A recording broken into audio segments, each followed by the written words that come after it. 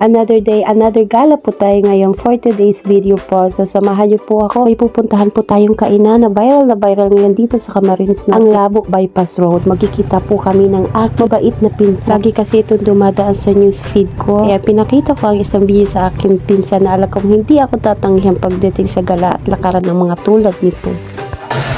Ito kami magtatagpo ng pinsa kasi sundaet. Ikalahasa na siya, wait lang. At syempre, nakasingle lang ngani po kami dito papunta doon para mas madali. At yun din po yung available na service namin. At napakaswerte po talaga namin at bumuhos ang mga maliliit na ulan dito. Pero syempre, it's a blessings. Kaya diretso pa rin. Sobrang lamig na ako mga atis ko dito kasi naka-t-shirt lang po ako tsaka naka-pants, na cargo pants po ang ano ko dito. Hindi ko na-expect na mauulan. Pero syempre sa galaan, diretso po tayo. Nakakagala ka na, may manglilibre pa sa atin. Tsaka nakakalungkot, may nabalitaan po ako na ayon din po sa nasagap kong balita, huling araw ng pagbubukas ng mga kainan dito ngayon. Ngayon po ay Sunday, kaya naman talaga siguro maraming tao na pupunta ngayon. So ayan, lumalakas na ang ulan pero diretso pa rin. Malapit na rin naman po kami. So stay tuned lang po. Ito po ang larawan kapag maganda ang panahon dito. Ang Labo Bypass Road nga po pala dito sa Camarines Norte ay isang 5.16 kilometers na road project. Viral na viral talaga po. Dinarayan ng libo-libong tao hindi lang para sa bypass kundi para sa mga kainan at tambayan. Syempre mga food lovers tulad natin. Tanaw ang ganda ng view ng Malasugi habang nilalanghap ang simoy ng hangin at syempre yung ulan dito mga atis kuyas. Tingnan nyo naman. Go pa rin kami sa barbecue.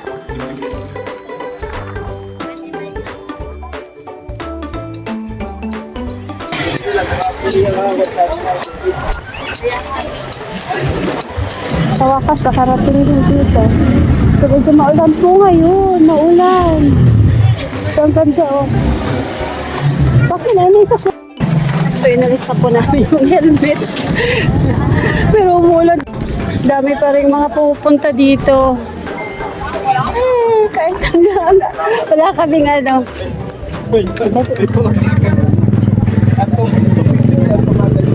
Lalabre ako ni ate. Ang ganda niyan sa dulo, nakita niyo po yung sa pinaka yung bundok hindi na makita. Sobrang ulan. Pero nag-aano pa lang, umpisa pa lang yung ulan dito. Galing sa ano sa yung laman lang sa akin, te. Laman lang. Hindi namin inaasahan yung ulan. So dito daw kami. Ay, basta. So ayan din. Ito yung gilid.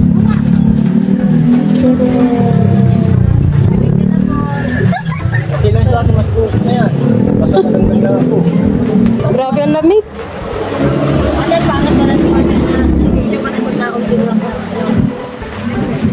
Ang laman. Okay na po ka dito, madam? Pwede na.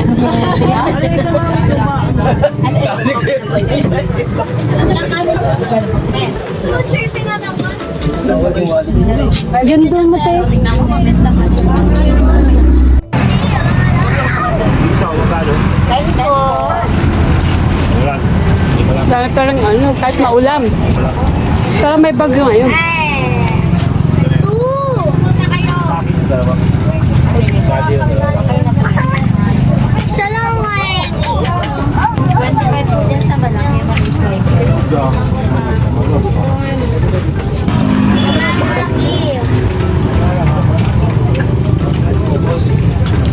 Kawawa naman yung nagtayo sa atin. Maganda ka na.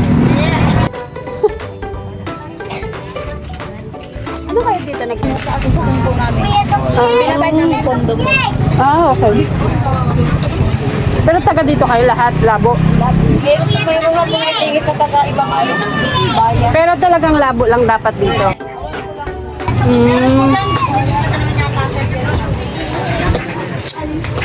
Maganda yung ganito. Dapat nung pa nila naisip ko. Ngayon na po na nagpapasada dito. Bago lang pala ito. Nasa natin yung Di ba tigdi kita nag-ano nung nag-ano kita? Kaya dito yung mag-burger. Ako. Tupid, gift. Walang tigil lang po. Sabi ka lang pag-ibo. Ay, ako rin. Okay ka? Mga pala lang. Okay ka lang ng tigil. Kaya, ala ko. Paano. Kain. Magkano lang ka? Okay na po.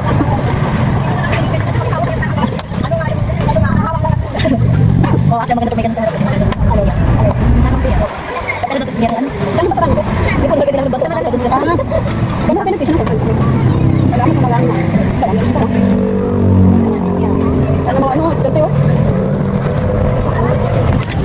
Lugaw. Para mga tao. Bagyo-bagyo, marami pa rin.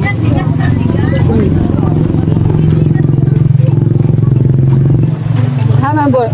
Tingnan natin yung burger. Ah, balot tayo, no? Ano balot? Ha? Embutido, pure hands. Ha? Oh. Kakanin. Hot photo.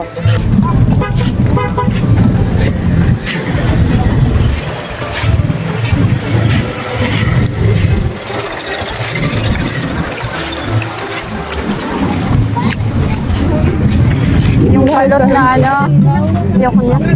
Haba pala, haba talaga. Kahit umuulan-ulan, madami pa rin tao. Ano na yung cellphone ko? So ayan, may ano din pala dito.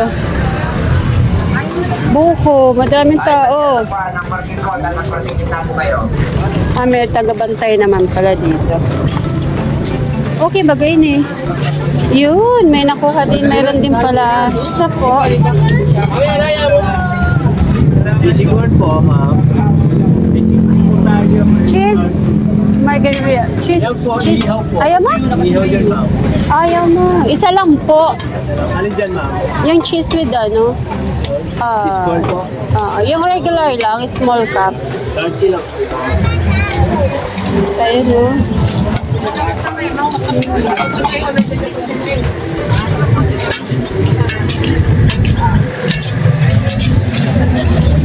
Yung cheese lang tsaka, no? Konti lang yung margarine.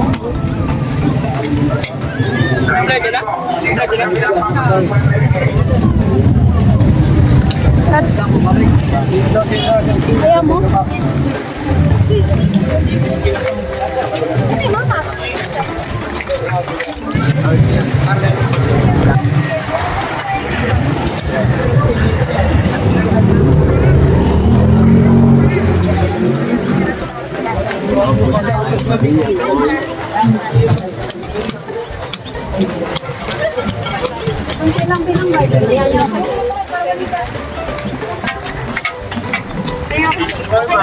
Sige po. Issue po tayo dyan.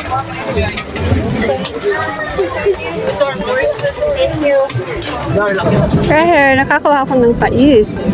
French fries. Neneng D. Oh, haba talaga. Haba na? Ang haba. Ini ano man ini? Lumpiang pichay. Uti lumpiang pichay. Try ka. 10 pesos daw. Ayan o, gulay. Lumpiang pichay. Ayan. Pagbalik. Maganda yun. Ano man ang Tricycle po sa parking dolo. Golden Logaw. Po dyan. Dito po sa kabilang parking. Dami kahit umuulan. Tignan niyo po yung bundok. Oh. Hindi na matanaw dahil sa ulan. Hi, ma'am. Baga po. Baga daw ng baka. Ayan, may ano man dito. Oh. So ano to? Kainan ng Mango Graham Shake. So, ang dami. Hanggang doon sa dulo. Ay, hanggang doon lang pala. Oh, asa man yung anan? Dito, te. Akala ko may prutasan dito, te. Yan lang naman. Ining mismong prutasan talaga. Wala pala. Ito yung side ay kainan. Tapos dito sa kabila ay paradahan ng mga may sasakyan. So, ayan, sa kabila. So, okay. Haba. O, kainan to ng ano, te. O, Wala na yan. Ang hamburgera yan yun. Tingnan natin. Tingnan na natin. Uy, haba talaga. Ito yung pinagkakaguluhan dito. Oh. Pila-pila, magdamag. Maabot ng 800 pieces daw po kada isang araw. Sila. Wow, dami nga naman. Oh. Tingnan nyo naman po ang pila. Pati ito nakapila. Oo nga naman. Beef. Ayun, tsaka doon sa dulo. Meron pa. Hanggang doon.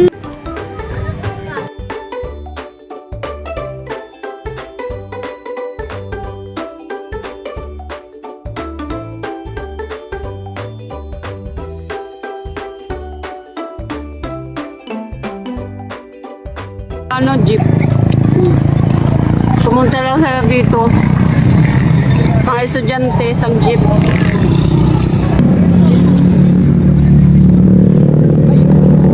Hey! Hey! Ang silog. Ang silog. Sinuglaw. Anong sinuglaw? Ay, ito. Sinuglaw, anong tayo na? Ah, sinuglaw. Sinuglaw o butter? Ito nga ni Arap. Sinuglaw na sila kay Papa na lang yung nay, kaso nagkarni pa lang kami. Ay. Sa iyo na lang, te. Ha? Butter, garlic. Pwede man. Kakakarni ko lang kasi, te. Ito na lang, dalawa. Nay. Take out ko na lang.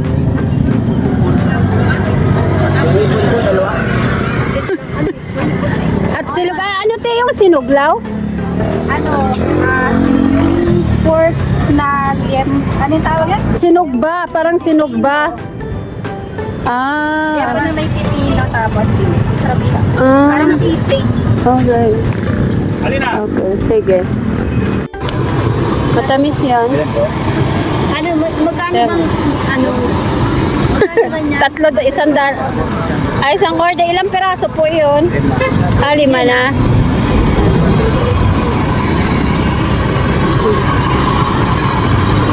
Parang sa green, gano'n. With cheese.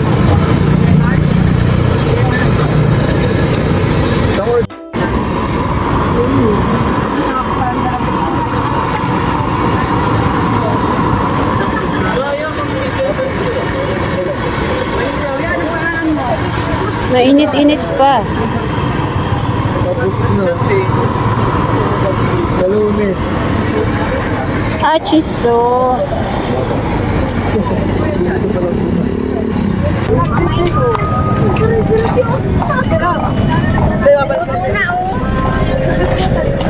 Wala man baga. Yung mga pambata. Iyo. Digdigaro yun. Ay, hindi. Maano.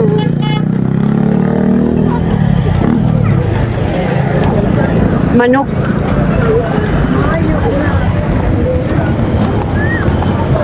Mayo na. Baka dun sa dulo yun.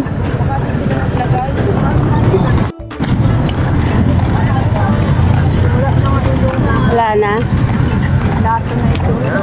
Ay, platuhan. Oh, magandang platuhan. Tingnan natin ang plato-platuhan. 21? Maganda. Oh. May ano din dito. Mga plato-platuhan. Oh. Ganda. Oh. Mga ano-ano.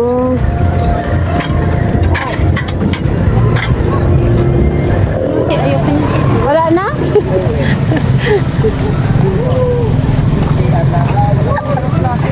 Maganda. Maganda. Ablo. For pagkain. Kakain just. Kumain na. May take out pa. Pag hindi ka man.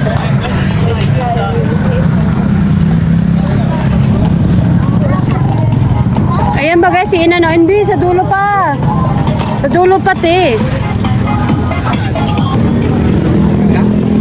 Wow, nagsusubo-subo. Ha? Ano yan? Ano yan? Ano po ito? Baka? Apo. Oh? Hindi na mainit na Mainit daw yan. Isa lang. Ano daw ito? Anong baka? Nagre-reklamo na walang pag-asang pumayat.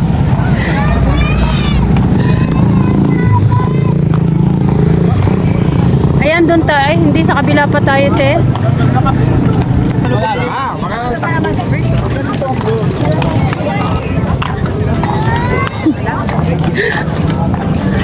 Ako, yung kinain ko ay mais, tsaka baboy. Na barbecue baboy. Andito! So, yun ang kinain natin. Oo nga. Wow, ano ito? Ito yung ano dito sa gilid. Eh, maganda ditong mag-ano. Siguro may mga ano dito, te. Bawal.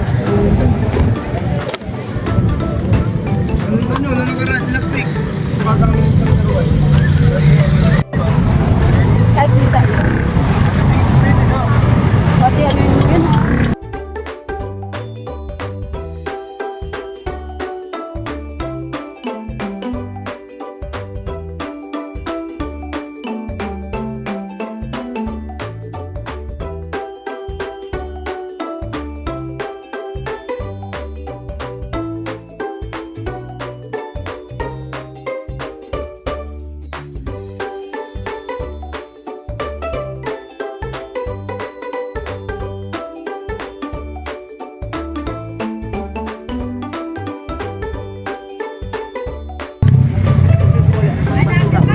Dapat yan isa yan sa inaano ko ay basura. Kasi hindi lahat ng tao ay pag masunurin at nag-ano sa ano. Ang iba kasi